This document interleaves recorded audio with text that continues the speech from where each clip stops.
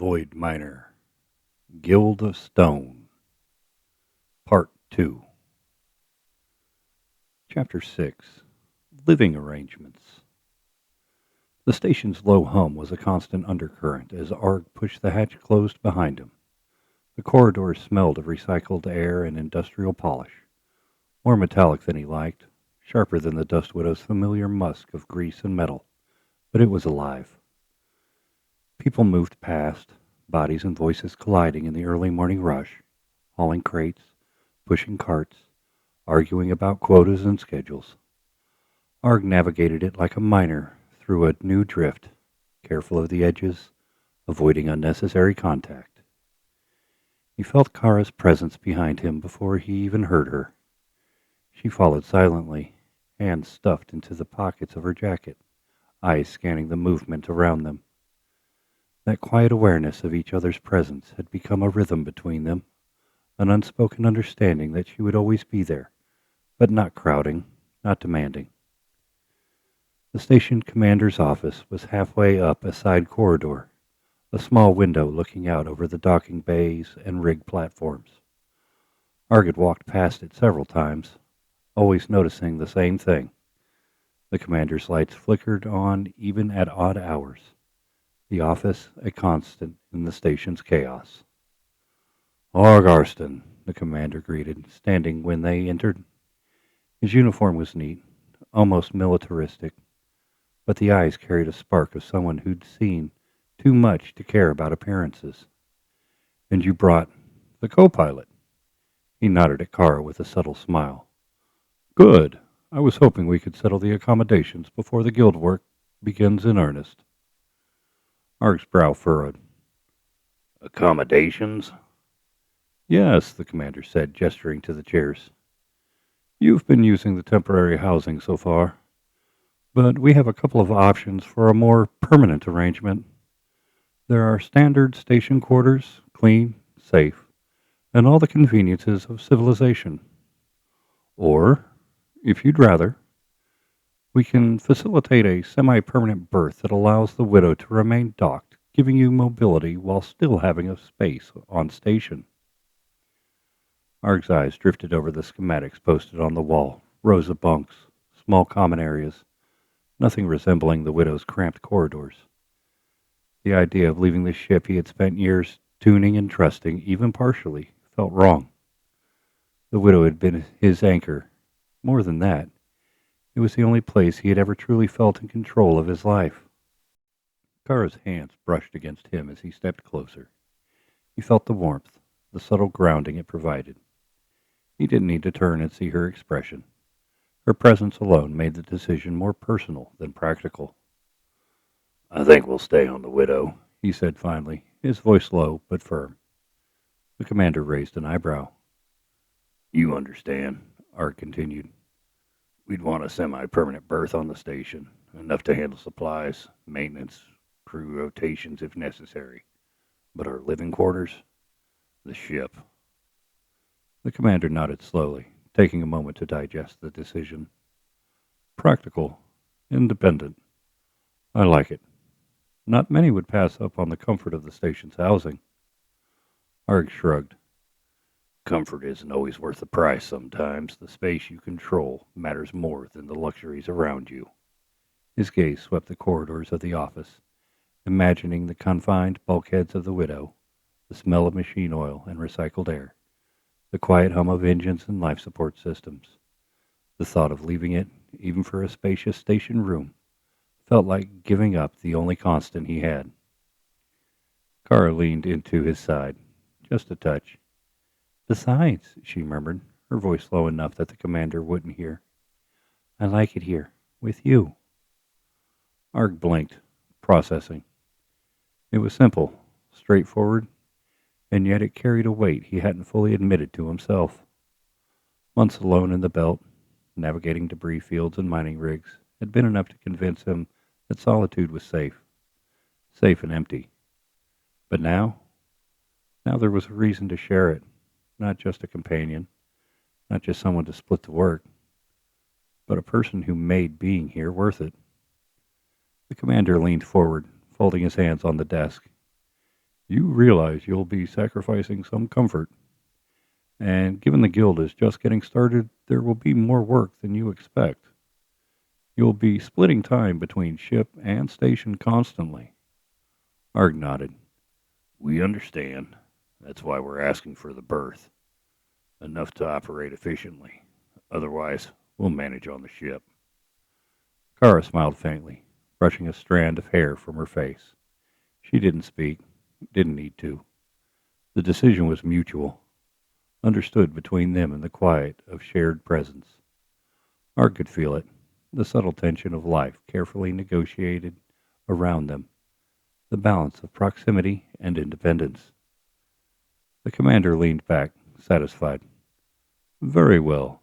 I'll have the logistics arranged. Your ship will be berthed semi-permanently, and the station will provide what you need. You've made a wise choice, both of you. Our response was a grunt, minimal acknowledgement, but his mind was already turning over the implications. The widow, with its narrow corridors, its hum of life support and engine chatter, would remain his home, but no longer just for him. Now with Kara, it would be shared home, a space negotiated in both trust and comfort. The walk back to the dock was quiet. Kara kept pace with him, her hand brushing his once, briefly, deliberately, and he felt a subtle warmth spreading through him. The metallic walls of the docking corridor felt less oppressive with her there. They paused at the viewport, overlooking the rigged platforms. The widow sat secured, small and battered, but alive. Ships of all sizes passed in and out, hauling ore, supplies, and sometimes people. The hum of thrusters, the flicker of lights on distant modules, the faint hiss of venting air. It was a symphony Arg had learned to tune out, now coming alive again in new colors. Kara leaned slightly against him, her voice low. You really don't want the station housing? Arg shook his head. Not alone, no. And not without you. We'll make the widow work. We always have. She looked at him, expression unreadable for a moment before softening. Good. I was hoping you'd say that. For the first time in weeks, Arg allowed himself a faint smile. The practicalities of station housing, semi-permanent berths, guild operations. It was all secondary to the simple truth. He'd rather be in the widow with her, cramped and humming and alive, than alone in the station room in the belt. The decision was not dramatic. There were no speeches, no fireworks, just the quiet acknowledgement that they were sharing the same path now, and it made the choices easier. As they returned to the widow, Arg's hand brushed hers, deliberate this time, and he didn't pull away. He allowed himself to feel the warmth, the small thread of comfort that tied them together in this cramped, humming metal shell. The ship was still home, still his domain, still his life.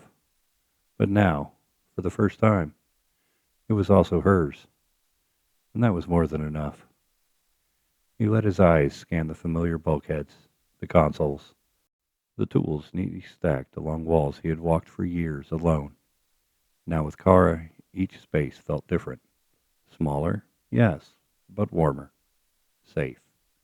It was an arrangement neither had sought, but both had accepted. And in that quiet acceptance, Arg understood something simple and undeniable. He would rather be here, with her, than anywhere else in the belt. The commander's words lingered in his mind, but filtered through a personal lens. Not comfort, not convenience, but choice. And for Arg, that choice was clear. The Dust Widow, alive with its hum and clatter, would remain their home. And so would Kara. Chapter 7. First Small Victory. Kara had learned something in the week since they'd first docked the widow to this hub. Arguments didn't echo clean here. They sank.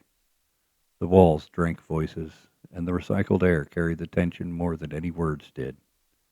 The belt miners and haulers argued in bursts, short and clipped, always wary that someone else was listening. Trust didn't run far in places like this. She sat on the edge of the bench in the cramped meeting berth, back straight, hands folded together on the table in front of her. Arg leaned against the wall near the hatch, arms crossed, eyes narrow under his brow. He hadn't said much yet. He never said much unless something needing fixing or he'd been pushed. That was fine. Kara had expected it. His silence was another kind of ballast, one she was learning to count on. The commander had convinced them again, pulling in a scatter of foremen, hauler captains, and rig managers. Anyone who'd listen. Anyone who still thought the hub needed a voice louder than faction bickering. Kara scanned their faces, gray and fatigued, lit by suspicion, and somewhere beneath, the bone-deep hunger not to be swallowed by the void. She started slow. We're not here to talk about who controls what lanes or who gets priority in refineries. That's just another fight waiting to flare. What I'm asking you all to consider is a set of shared rules that keep people alive when things break down. Shared rules like politics? One of the older miners spat, his beard clumped with sweat and dust. Politics got us nothing but wrecks and graves. Kara let the silence sit. No rushing in to fill it. That was Arg's way, and she'd seen how powerful it could be. Let them chew on their own words before answering. Finally, she said, I'm not talking about votes or chair seats. I'm talking about procedures, safety measures, things you don't argue about when pressure's bleeding and alarms are screaming. Everyone here has lost someone. Everyone here has watched a lock fail or a hull give way because corners were cut. That's what I want to stop. Another voice came in, sharp and wary. And who enforces these procedures, then? You? Him? A jerk of a chin towards Arg. You're outsiders. No stake in our losses. What happens when the rules you want us to follow kill more than they save? Arg finally moved, a shift of weight from the wall, arms dropping to his side. His voice came rough, gravel over iron. Procedures don't kill people. Rusted hulls, bad welds, and greed do. You want to keep running blind? Fine.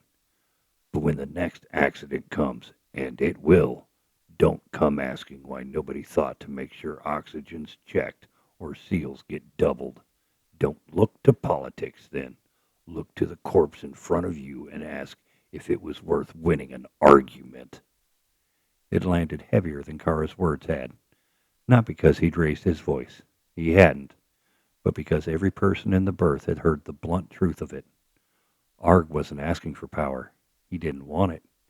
He was just pointing out the cost of pretending survival wasn't a shared responsibility. Kara breathed out slowly, keeping her composure steady. That's the heart of it. We don't need another council. We need a guild. Loose, voluntary, with no titles and no crowns. Just agreements. Protocols every miner, every hauler, every dock crew can lean on when the void turns mean. Art can show you what works. I'll help mediate when you clash. That's it. Nothing more. The commander, sitting at the far end of the table, gave a small approving nod. His expression didn't shift much, but Kara caught the faint curl of a smile at the corner of his mouth. She knew he'd say his piece later. For now, the room dissolved into mutters and half-whispered protests. Some voices rose about lost autonomy, about outsiders meddling. Others, though, sounded softer, uncertain but not outright dismissive. A small crack, and cracks were where light came through. The argument didn't resolve that day. It never did. Not here. But by the time the meeting ended, a handful of captains had agreed to test some of the suggested protocols on their next runs. Emergency beacon redundancies, pressure check rotations, standard repair kits carried on every shuttle. It wasn't a signature on a charter, but it was a start. The proof came faster than Kara had expected. 2 shifts later, alarms stormed through the hub. long, grinding wails that rattled the decking. Kara had been in the narrow corridor outside the temporary quarters, trying to repack the meager supplies they'd managed to haul off the Widow. Arg was elbow deep in a half-dead console panel, muttering curses about shoddy wiring and worse sealant. When the sirens hit, Kara jerked her head up, hard tightening. The hub's alarms were different from a ship's, less immediate, less intimate, but they carried the same sharp undertone of danger. She grabbed her comm. Sector 12, outer mining rig. The dispatcher's voice crackled, tense. Seal breach. Hauler crew caught in the drift. Arg was already pulling free of the console, hands smeared with lubricant, eyes hard. That's one of the sectors that agreed to trial the protocols. Kara nodded sharply. Then let's see if they work. They ran. The hub wasn't built for speed. Corridors narrowed without warning. Bulkheads angled awkwardly. Pipes jutted low overhead. Kara pushed herself harder, weaving past miners and dockhands rushing in the opposite direction. Arg thundered behind her, boots heavy on the plating. Sector 12 opened into a cavernous docking cradle where a hauler rig had been secured. Secured badly, Kara realized. The ship had twisted sideways, its starboard struts groaning against the clamps. Hull plating dented inward where something had gone wrong during extraction. A vent of white mist hissed from the side, oxygen streaming useless into the void. Crew swarmed in half-panicked motion, some trying to reinforce the clamps, others hammering at controls that didn't respond. Kara didn't hesitate. She raised her voice, sharp and cutting through the chaos. Follow the protocols. Emergency beacons on the rig, now. Backup seals on every suit. Double them. A few turned at her voice. Some sneered. But more of them hesitated only a heartbeat before moving, because they'd heard this before, in the meeting, because maybe some part of them wanted to believe. Arg was already at the struts, hands moving with brutal precision. He barked orders at the nearest crew. You, tighten that clamp, 3 degrees clockwise. You, kill the auxiliary feed before it overloads. His hands worked with a mechanic's certainty, his words leaving no room for argument. The mist kept venting, pressure dropping, but the crew moved with more purpose now, the panic slowly turning into discipline. Kara caught sight of a young hauler fumbling with his seal, gloves shaking too badly to secure it. She dropped beside him, steadied his hands with her own. Slow, breathe, twist here. Now lock it. Good. Go help the others. The boy's eyes met her for just a second, wide and fearful. Then he nodded and ran. It took minutes that felt like hours, but in the end, the clamps held. The breach sealed. The rig stabilized. Oxygen flow was rerouted. Losses minimalized. 2 crew had suffered frostbite, but no one died. For once, no one died. Kara stood in the aftershock, her own breath heavy in her helmet, heart pounding. Arg came up beside her, shoulders heaving, hands black with grease and sealant. Around them, the crew looked not just relieved, but shaken. Shaken that the protocols had worked, that the stranger's ideas had actually saved them. The commander arrived late, as commanders often did, after the worst of it had passed. He surveyed the rig, the crew, the damage that wasn't as bad as it could have been. His eyes slid toward Arg and Kara. That, he said quietly, wasn't politics. Then turning his gaze squarely to Arg. You sound like a leader already. Arg snorted, half a grimace. I sound like a mechanic who knows when something's about to break. But Kara caught the flicker in his eyes, the way the words had lodged there. Unwelcome, but undeniable. She didn't press it, not now. Later, when the sirens had faded and the adrenaline thinned, they found themselves walking back toward the Widow in silence. The hub was quieter now, though the hum of the systems never really ceased. At the hatch, Arg paused, leaning a hand against the frame. Kara stood beside him, close enough to feel the heat still radiating from his skin. the weight of his exhaustion. She looked at him, at the man who didn't want to lead, who only wanted to keep things from breaking, and she felt the smallest smile touch her lips. "We kept them alive," she said softly. Arg grunted. "This time." But his eyes met hers, and in that glance was something steadier than words. Quiet satisfaction. Shared. For the first time, the hub didn't feel entirely against them. Chapter 8. Bonds in Work. The hub was never quiet, even when the shifts cycled and the main corridors emptied.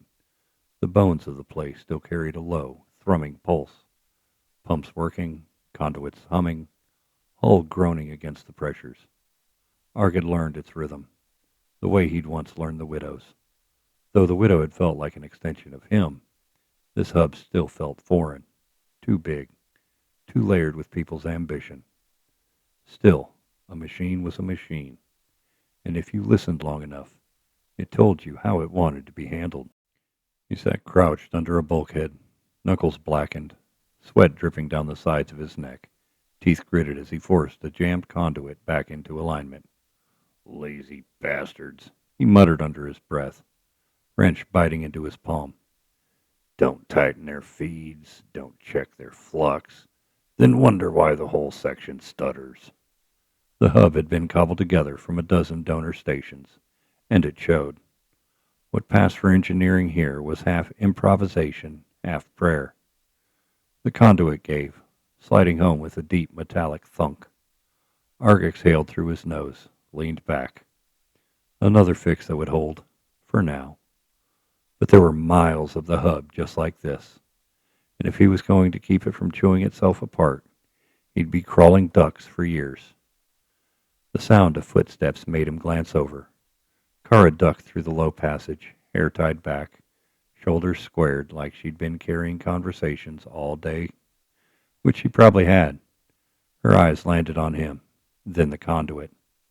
"Still at it?" she asked, voice warm but edged with fatigue. "Doesn't fix itself." He wiped his hands on his coverall. She crouched near him, studying the work. "You know, most people wouldn't bother. They'd just slap a patch and pray it held." "Most people don't like getting boiled alive when the coolant fails." That earned the ghost of a smile from her. Not quite humor, more recognition. She understood why he did it, why he couldn't leave things broken, even if no one thanked him for it. Kara pulled a small container from her belt, sliding it across the deck toward him. "Eat. You've been down here for 6 hours. Arg eyed it. "Don't need—" "Eat," she said again, sharper this time. He grunted, but opened the container. Inside was hub stew, thick, salty, more filler than flavor. Still, his stomach growled the second the scent hit, and he shoveled in a mouthful. Kara didn't say anything, just watched him, then leaned back against the bulkhead herself, exhaling slowly. For a while, they sat in silence, sharing the hum of the hub. It wasn't comfortable, exactly, but it wasn't strained either. Kara's days were different. Where Arg buried himself in wires and welds, she lived in voices and eyes. The commander had started funneling more meetings her way, quietly shifting conversations to her corner of the table. She'd seen it before in other systems, how authority tried to mask itself by dispersing. But here it was something else. People listened to her, not because she claimed power, but because she didn't. The hub's factions distrusted anyone too eager to lead. Kara offered something smaller: mediation, interpretation, the slow weaving of agreements between people who had spent too long at each other's throats. It was exhausting. By the end of the cycle, her voice rasped, her mind buzzed with the words of others. She walked back to the widow and found Arg already there, hunched over a stripped-down compressor, tools spread around him like the remains of some mechanical feast. He looked at her with grease on his cheek and sweat on his brow, and Kara felt the knot of her day loosen just a fraction. He didn't ask for summaries, didn't demand to know what side was winning. He just nodded once, and that was enough. Sometimes she sat with him, letting the steady rhythm of his prayers bleed some of the noise from her head. Sometimes she told him fragments of what she'd heard, testing the shape of ideas. He never judged, never pretended to know the politics better than she did. He just grunted, offered the occasional correction when she strayed into technical ground, and went back to work. It wasn't companionship the way most thought of it. It was steadier, quieter. Meals became their rhythm. They didn't always line up, not with their difficult shifts, but when they did, they fell into a pattern. Her fetching food, him too stubborn to admit he wouldn't bother otherwise, sitting shoulder to shoulder at the narrow metal table in their berth, steam rising from tin bowls, the hum of the hub pressing in on all sides. One night, Kara broke the silence with a half-smile. "Do you realize we've had this same stew 9 times this week?" Arg chewed, swallowed, shrugged. "Could be worse. Could be nutrient bricks." "Don't give them ideas." She took another bite, then tilted her head toward him. "You ever think about cooking?" He gave her a look like she'd asked if he'd dance ballet. "Right," she said, smirking faintly. "Guess not." Still, the exchange left a trace of warmth between them, a kind of domesticity neither had expected to find here, in this patched-together hub, surrounded by suspicion and the constant hum of failing systems. Their bond grew, not in declarations, but in work. Arg would come back from the ducks or hangars with grime smeared to his elbows, hands raw from tools.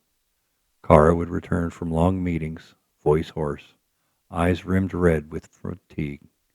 They didn't compare burdens. They just shared the space between them. Sometimes she read reports aloud while he tinkered, his grunts of disapproval timed perfectly with her descriptions of shoddy equipment. Sometimes he'd fix something in the widow, ventilation, wiring, even loose hinge on a bunk, and she'd watch, not because she didn't trust him, but because watching steadied her. She started to learn his silences too, the difference between the silence of concentration and the silence of retreat. He wasn't easy to draw out, but she'd found small ways, questions about mechanics, small nudges towards memory. He answered in short bursts, never rambling, but enough to give her glimpses of the man behind the iron. And he, in turn, seemed to find something in her steadiness. He didn't always meet her gaze, but when he did, it lingered, longer than it used to. It was during one of those long shifts, Arg half buried in the failing pump, Kara perched on a crate nearby, flipping through a data pad of agreements, that the moment slipped out. She lowered the pad, watching him work. His hands moved with absolute focus, tightening, testing, sealing, all while the faint sweat glistened at his temple. He'd cursed under his breath, then looked up at her, catching her watching. "What?" he asked, defensive, but not sharp. Kara smiled faintly, shaking her head. "Nothing. Just, we make a good team, don't we?" Arg paused, wrench in hand, eyes holding hers for a beat longer than usual. Then finally, he gave the slightest nod. "Yeah," he said, "we do." And for the first time since the hub, Kara felt it settle in her bones. Not just survival, not just compromise, but something sturdier, something building between them, as sure and steady as the work itself. Chapter 9. Stirring Opposition.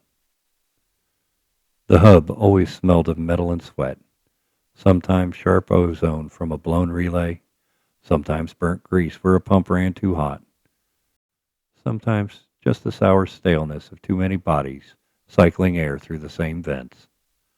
Arg had learned to read it like a second set of eyes.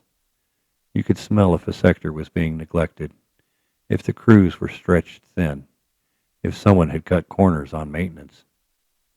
He picked up on it that morning the same way he noticed a hairline crack in a weld, Something was off. Not in the machinery this time, but in the people.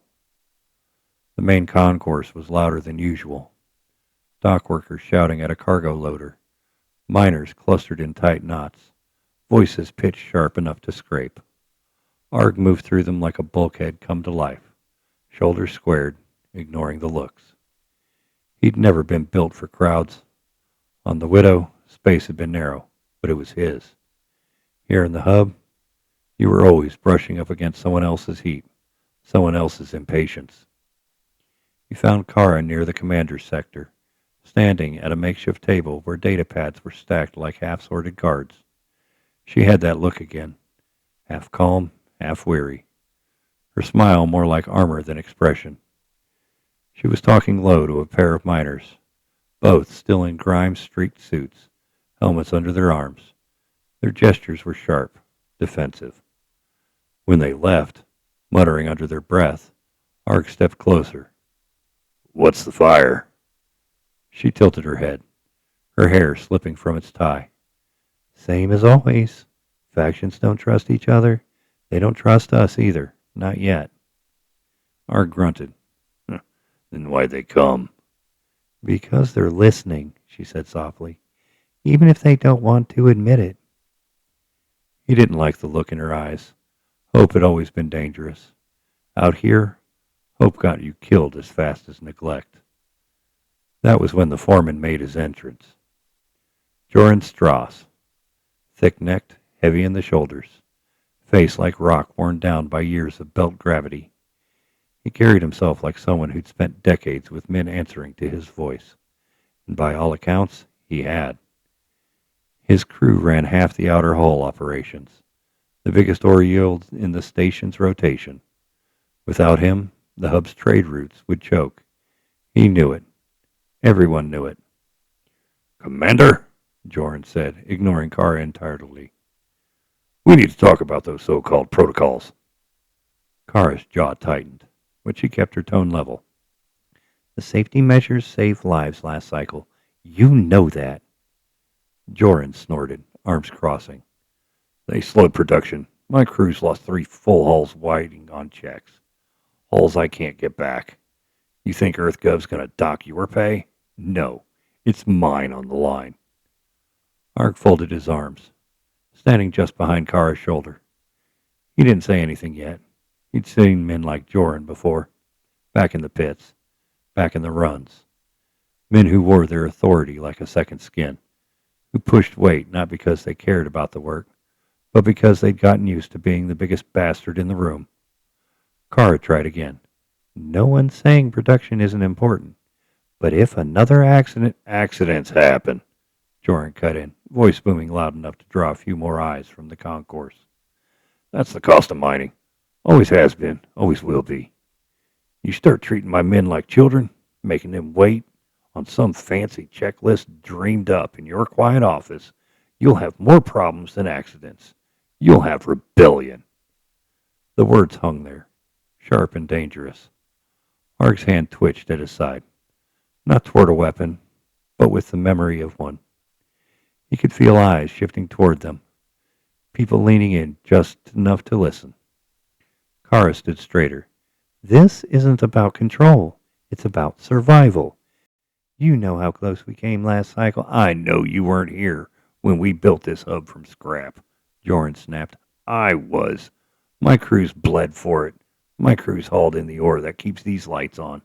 And now you two, outsiders, drift folk, think you get to tell us how to run it?" The venom in his tone wasn't subtle. It wasn't meant to be. Arg felt his jaw tighten. He wanted to step forward, to shove Joren back, with words or fists. But he knew the trap. A man like Joren thrived on conflict. Make him look opposed, then suddenly the lines were drawn deeper. So he just stared. A long, flat look that said more than words. Joren's lip curled. He leaned close enough that Arg could smell the iron tang of recycled air clinging to him. "You don't belong here, widow man. Don't mistake a temporary berth for an invitation." Arg didn't move, didn't blink. Just let the silence drag until Joren spat on the floor between them and turned away, barking for his men. The concourse noise swelled back as if nothing had happened, but Arg could feel the shift. A seed had been planted. Doubt, distrust, the kind that spread faster than fire in low-oxy tunnels. Later in the berth, Kara sat with her head in her hands, elbows braced on the table. Arg leaned against the bulkhead, arms crossed, staring at the scuffed metal floor. "He's dangerous," she said finally. "No," Arg muttered. "He's worse. He's loud." She looked up at him, frowning. "Dangerous men you can deal with," Arg went on. "Loud men, they spread. They don't even have to win. Just sow enough rot, and suddenly the structure collapses on its own." Kara's hands tightened. "So what do we do?" Arg stared at her for a long moment. He hated the way she asked that, not because she expected him to lead. She never did. But because she believed in the possibility of doing everything at all. "Exactly what we've been doing," he said finally. "Fix what we can, keep our heads down, let him burn himself out." "You really think he'll burn out?" Arg didn't answer, because he didn't. He knew better. Men like Joren didn't burn out. They burned through trust, through alliances, through systems.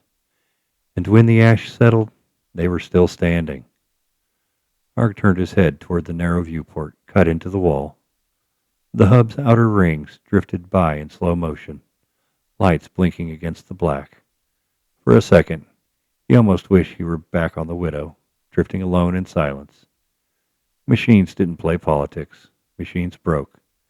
You fixed them, they kept going. Here, though, the breaks weren't in the metal. They were in the people, and no wrench in the system could fix that. He pushed off the wall, low and bitter. "That's exactly what I don't want." Chapter 10. Turning Point. Kara had lived most of her life in places where silence was a given. The background hum of ships or narrow bunk quarters was the only constant noise. The hub was different. The hub never went quiet. Not in the mornings, not in the middle of a cycle, not even in the thin hours when the light panels dimmed to mimic night. It was a living thing, always grinding, always hungry, its heart pumping with the footsteps, curses, and laughter of thousands of people forced into too tight quarters. And in that noise, Kara could hear change. She had learned to listen carefully. Listen to the way you did in the mines when you needed to hear the warning creak before a beam shifted, or in the pit when a machine started whining just before it ceased. Out here in the concourse, the sound was people, not machines.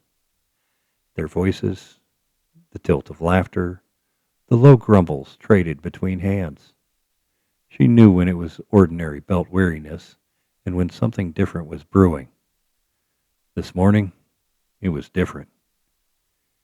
She stood at the edge of the docking ring, helmet clipped to her hip, and watched as crews filtered in from the ore lifts.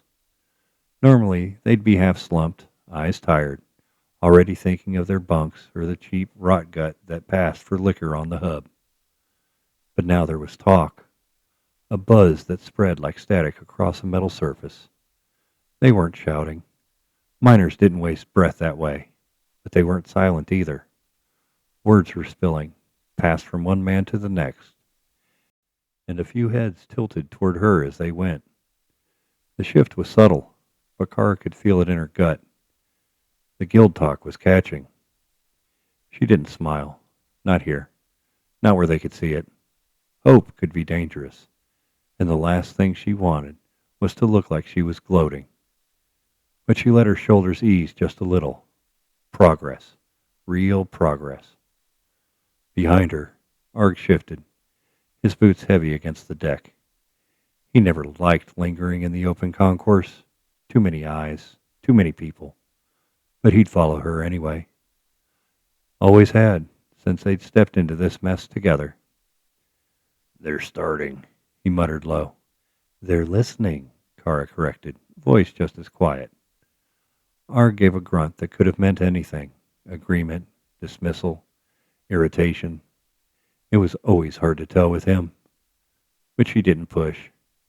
He wasn't the one who needed convincing. Not yet. Instead, Kara let her eyes track across the crews. Half a dozen different banners were stitched into their jackets and shoulder patches, each one claiming a different outfit, a different faction. Normally they kept to themselves, old rivalries running too deep to mix. But now she saw little gaps forming, hands passing flasks, words exchanged across those invisible lines. Not unity, not yet, but cracks in the walls. That was what gave her the first real flicker of hope. Later in the commander's quarters, the room was packed.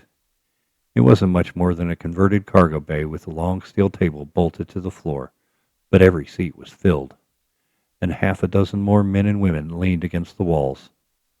Arg had wedged himself into the corner, arms crossed, his expression unreadable. Kara stood near the front, the data pad in her hand slick with sweat. She wasn't a politician. She wasn't even a natural speaker. She was a miner, a scrapper, a survivor. But the hub didn't need polished words. It needed honesty. It needed someone willing to say things everyone else had been thinking, but no one dare voiced. So she did. The accident last cycle was one spark away from killing 20 men, she said, her voice echoing in the close space. That wasn't bad luck. That wasn't chance. That was neglect. That was pressure to move faster than the machines could handle, faster than the crews could safely work. And if it happens again, it won't just be 20 men at risk. It'll be this whole hub. Murmurs rippled through the room. Some were agreement, some were irritation. But no one left. That was a victory in itself. Kara set the datapad down, pressing her hand to the table. No one's saying production isn't important. It is. But what's the point of a full haul if half the crew doesn't make it back to spend it? We can't keep letting short-term quotas dictate whether or not our people live. Across the table, Joren Strass sat like a boulder, unmoved, arms crossed over his chest. His scowl was deep enough to cast shadows, and Kara could feel the weight of his gaze.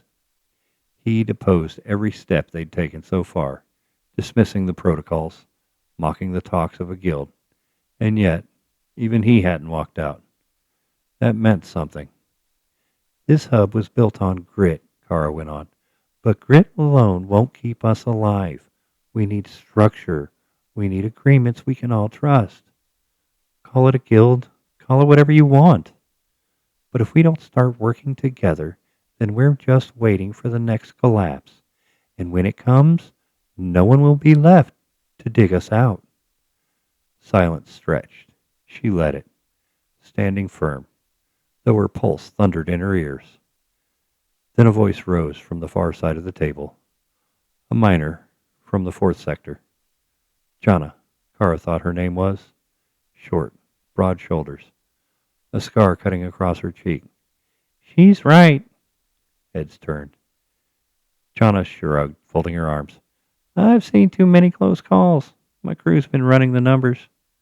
We're losing more time to breakdown and injuries than we would to those checks. If someone wants to say otherwise, show me the math. The rumble spread, different from before. Not just talk, agreement. Tentative, but real. Kara felt her chest tighten, her throat raw. She forced herself not to react, not to let relief show. But inside, it burned hot. Momentum. Joren shifted in his seat, the scowl deepening. But Kara didn't give him the chance to speak. She pressed on, leaning forward. All I'm asking is one thing, she said. A vote. Not binding, not permanent. Just a show of hands. Do we want to explore this? Do we want to keep talking, keep working towards something better? Or do we keep doing the same thing, hoping luck keeps us alive? The silence was heavier now, charged. People glanced at each other, weighing the risk of being the first. Kara held her breath, willing them forward. Then Jana lifted her hand. 1. A heartbeat later, another, then another. The motion caught like dry tinder in a spark.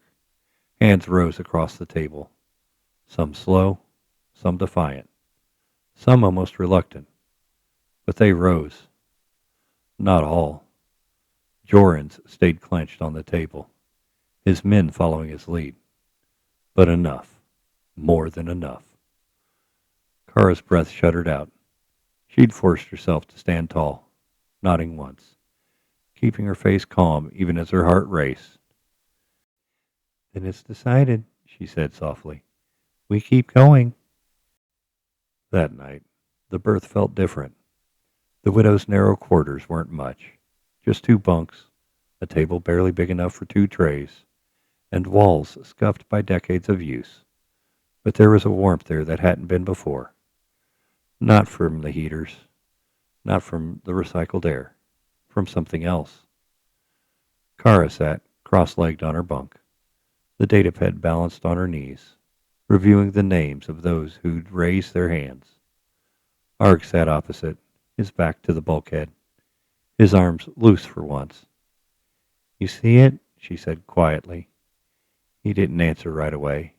His gaze was distant, fixed on the faint glow of the viewport. You do, she pressed. Finally, he shifted, meeting her eyes. I see a room full of people ready to tear each other apart, and a few too tired to keep fighting. Kara's smile was small, but it reached her eyes. That's how it starts. Arg shook his head, but his voice was softer than his words. Don't make it more than it is. Momentum, Kara said. That's all I wanted, and we have it now. She leaned back, feeling the hum of the ship through her spine. For the first time since they'd arrived at the hub, she felt like maybe, just maybe, they weren't walking into a fight they couldn't win. Her eyes closed, just for a moment. This is only the beginning. The end of Part 2 of Void Miner, Guild of Stone.